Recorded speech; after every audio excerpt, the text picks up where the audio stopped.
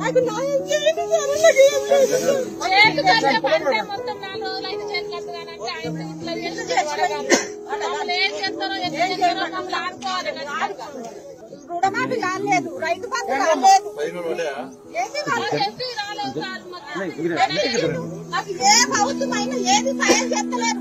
ఇది ఇప్పుడు గుండెలకి సత్యకాలం ముందు సార్ పాట పాటలు కూడా ఖరాబ్ అయింది. వాళ్ళు చేసి వచ్చి 5 లక్షలు వేసి ఇప్పుడు మళ్ళా 6 లక్షలు అంటే నాకు ఇంకొకటి చేయించాడు.